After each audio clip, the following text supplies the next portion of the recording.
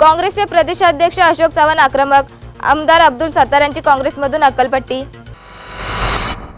काँग्रेसचे सिल्लोडचे आमदार अब्दुल सत्तार यांची पक्षातून हकालपट्टी केल्याची घोषणा काँग्रेस प्रदेशाध्यक्ष अशोक चव्हाण यांनी जाहीर सभेत केली। भोकरदन येथे विलास अवताडे यांच्या प्रचारार्थ आलेल्या अशोक चव्हाण यांनी अब्दुल सत्तार यांच्या विरोधात आक्रमक पवित्रा घेतला।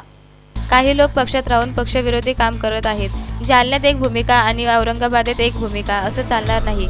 सत्तारांनी पक्षविरोधी कारवाई केल्याने त्यांची हकालपट्टी केल्याचे अशोक चव्हाण यांनी सांगितले। उमेदवारी देताना आम्ही त्यांना विश्वासात घेतले होते। एवढंच नव्हे तर त्यांना स्वतःलाही उमेदवारी देऊ केली होती, मात्र त्यांनी ती स्वीकारली नाही। ते पक्षात होते तोपर्यंत आम्ही त्यांचा आदर राखला। सत्तारांना मी पक्षातून काढतो, आता विषय संपला आहे, असेही अशोक चव्हाण यांनी ठणकावून सांगितले। राधाकृष्ण विखे पाटील यांच्या बाबतही पक्षश्रेष्ठ राहुल गांधी यांना अवगत करण्यात आले असून त्यांच्याबाबत लवकरच निर्णय घेण्यात येणार असल्याचे अशोक चव्हाण यांनी यावेळी स्पष्ट केले।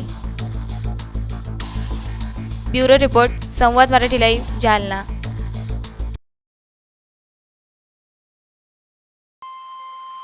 श्री गणपती संस्थान महड, तालुका खालापूर, जिल्हा रायगड।